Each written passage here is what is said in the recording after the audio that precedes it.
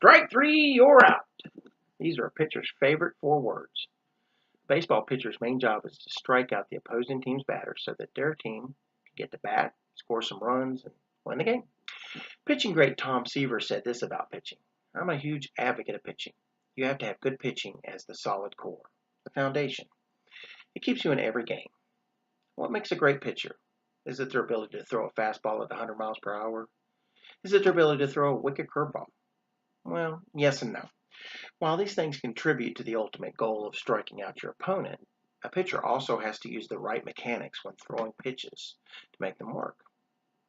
I used to pitch on a baseball team back in the day and had a lot of experience throwing these different types of pitches. Today I'm going to talk to you about several different types of pitches that I used to throw and show grips that need to be used to master the pitch. Let's start with the first and easiest pitch to master, the fastball. First, before we talk about the fastball, let me show you a baseball. You can see that it's round, it has red stitching all around it. Stitching is very important in the types of pitches that you throw.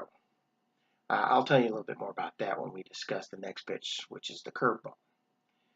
Right now, we are discussing the fastball. If you notice, I placed my middle and index finger about an inch apart and my thumb on the bottom of the ball. When throwing a fastball, the delivery of the ball is very important. When letting go of the ball, you want it to roll off the fingertips, and this will cause maximum spin, and the more spin, the greater velocity. The reason that this pitch is the easiest to master is because there are no special grips needed when delivering the pitch. The two-finger bottom thumb method is the way that most people throw a baseball naturally.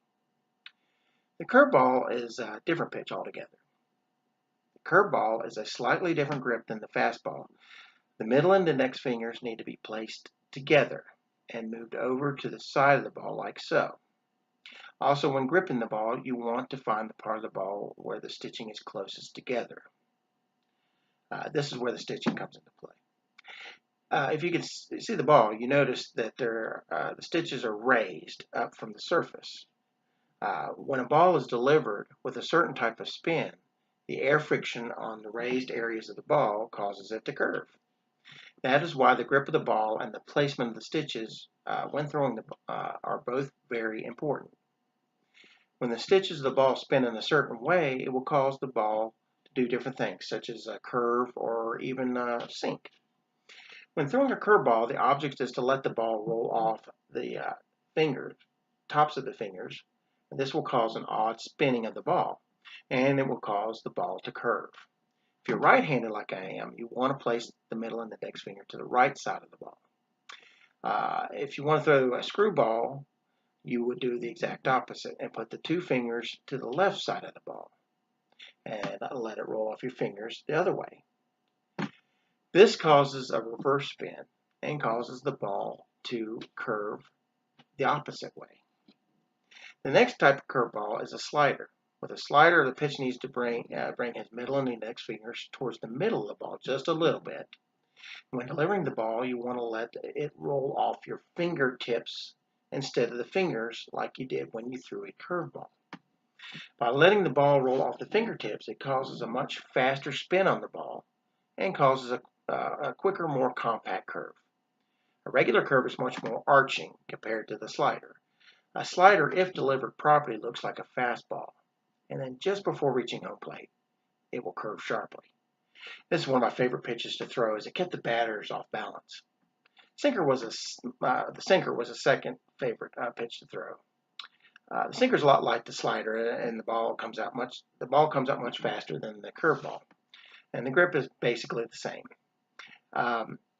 The difference is delivery, and you want to put your middle and index finger together, move the ball slightly forward, and when you throw the ball, you want the ball to come out between your fingers and your thumbs, not over the finger or over the fingertips.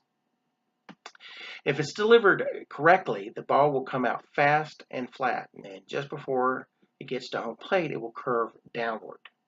Looks like the ball basically fell off a table. It's a great pitch to learn and use. There are several other types of pitches in the pitcher's arsenal that I could use, and I could tell you about, say like the changeup or the knuckleball. but I've decided just to give you a few of my favorites. Learning how to grip the baseball is the very first step in mastering a pitch. Once you're able to throw these pitches, the next step would be to keep the batter from hitting them. Great pitcher Satchel Paige said it this way: "My pitching philosophy is simple. Keep the ball away from the bat. Once you learn these things, you're well on your way to becoming a great pitcher."